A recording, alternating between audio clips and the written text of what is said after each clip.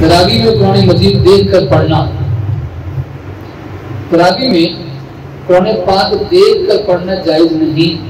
حضرت عبداللہ بن عباس رضی اللہ تعالی عنہما فرماتے ہیں نہانا امیر المؤمنین عمر رضی اللہ تعالی عنہ ان نؤمن الناس فی المصحف۔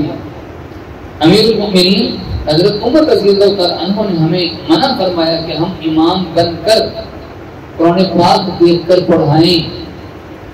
قرآن پاک دیکھ کر تراویح پڑھا رہے ہیں، یوں قرآن پاک کو ہاتھ میں پکڑا ہوا ہے۔ کبھی یہ سین دیکھا آپ نے؟ ایسے قرآن پاک ہاتھ میں پکڑا ہوا ہے اور تراویح پڑھا رہے ہیں۔ پڑھانے کا اتنے شوق ہے تو حفظ کر لو، اور اگر یاد نہیں ہے، حفظ بھی کیا ہوا یاد نہیں تو یاد کر لو۔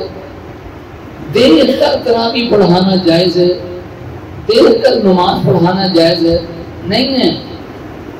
یوں قرآن پکڑا ہوگا اگر نماز میں، رکوع میں جائیں گے تو پھر کیا کریں گے؟ نیچے رکھنا پڑے گا، سجدے سے جب اٹھیں گے دوبارہ سے پھر کھولنا پڑے گا۔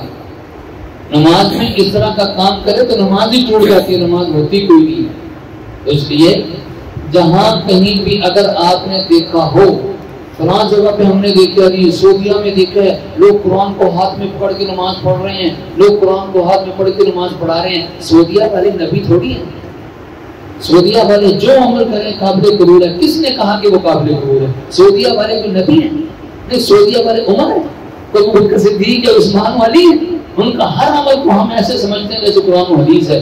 غلط کو غلط کہنا چاہیے، وہ غلط ہے۔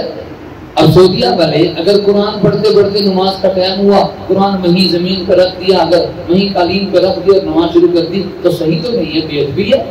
اونچی جگہ پہ رکھنا چاہیے۔ ہم صحیح بات کو لیں گے لیکن غلط بات کو لینے کے لیے تیار ہے نہیں۔ دیکھیے واضح طور پہ حدیث آ گئی، منع کر دیا، اور وہ کہ ہمیں منع کر دیا حضرت عمر رضی اللہ تعالیٰ عنہ نے کہ ہم امام بن کر قرآن پاک دیکھ کر پڑھائیں، جائز ہی نہیں ہے۔ تراویح کی اجرت امام صاحب کو ہدیہ، تراویح کی اجرت طے کرنا جائز ہے۔ تراویح پڑھانے والا کہے کہ پہلے مجھے اتنے 1000 روپیہ دو پھر تراویح پڑھاؤں گا، طے کرنا جائز ہے؟ طے کرنا جائز نہیں ہے۔ اگر کوئی حافظ صاحب اللہ کی رضا کے لیے پڑھائیں، رقم لینا طے نہ کریں اور بعد میں مقتدی حافظ صاحب کی خدمت کر دیں اور ہدایہ یعنی ہدیے وغیرہ تحفے وغیرہ دیں تو اس طرح لینے کی گنجائش ہے، بلکہ اس موقع پر ہدیہ دینے کی بھرپور کوشش کرنی چاہیے۔ ٹھیک ہے نا پیار صاحب؟ آپ محنت کر رہے ہیں، پورا دن اپنا سپارہ یاد کر کے مصلی پہ کھڑے ہیں، اب پڑھانے والے کے لیے تو طے کرنا جائز ہے۔ اب لوگوں نے یہ مسئلہ تو بڑا پکا یاد کر لیا، وہ طے کرنا جائز نہیں، طے کرنا جائز نہیں۔ اگر آپ مسئلہ بھی یاد کریں کہ اس کے لیے تو طے کرنا جائز نہیں ہے، لیکن جو پیچھے حضرات پڑھ رہے ہیں ان کو خود ہی چاہیے کہ امام صاحب کو ہدیہ دیں جب اس کا قرآن مکمل ہو۔ جس دن مکمل ہے آپ کا 25ویں شب کو ہے، 25ویں شب کو۔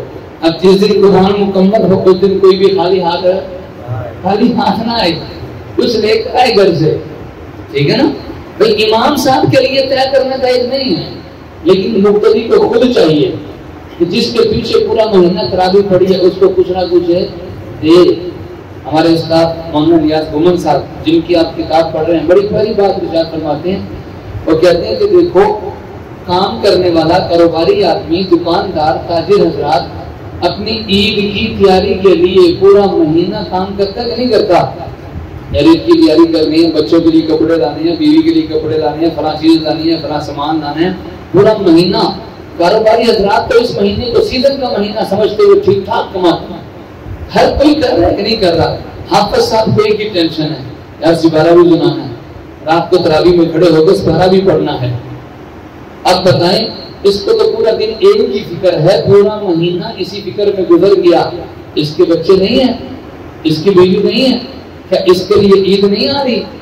کیا اس کا دل نہیں ہے؟ کیا اس کی ضروریات نہیں ہے؟ ساری چیزیں اس کے لیے ہے نا۔ اب عید کا دن ہوگا، اس کے بچے کہیں گے ابو جی ہمارے لیے کپڑے، ابو نے کہنا بیٹا سورہ بقرہ کا ثواب تیرے لیے۔ دوسرے بچے نے کہنا ابو جی میری گھڑی، ابو جی میری اینک، ابو جی میری فلاں چیز۔ اس نے کہنا بیٹا سورہ نساء اور سورہ آل عمران کا ثواب تیرے لیے، بیوی نے کہنا کہ اپنے خامد کو میرے لیے سوٹ، میری جوتی، اور خامد کے چلو بھائی سورہ توبہ اور انفال کا ثواب تیرے لیے۔ اب بتاؤ ان کی عید ہو جائے گی؟ ان کو ثواب نہیں چاہیے، ان کو چیزیں چاہیے۔ اس لیے امام صاحب کے لیے طے کرنا جائز نہیں، اور جو پیچھے کھڑے ہیں ان کو بھی چاہیے کہ اس کا خیال کرے۔ یہ اصول بتلا دیا، جو بیان کرنے کے لیے آتا ہے، کہیں پر بھی بیان کرنے کے لیے مولوی صاحب آئے، اس کو طے کرنا جائز ہے۔ مولوی صاحب کے پہلے مجھے اتنے پیسے دو گے تو پھر میں آؤں گا بیان کرنے کے لیے، ادروائز نہیں آؤں گا۔ تو امام صاحب کے لیے، بیان کرنے والے کے لیے طے کرنا جائز ہے۔ تو سننے والوں کو تو چاہیے نا کہ اس کو خالی ہاتھ نہ بھیجیں۔ آپ کسی کو بلائیں اپنے گھر میں، کسی مولوی صاحب کو، کسی کو، وہ طے کر کے آئے تو صحیح نہیں ہے۔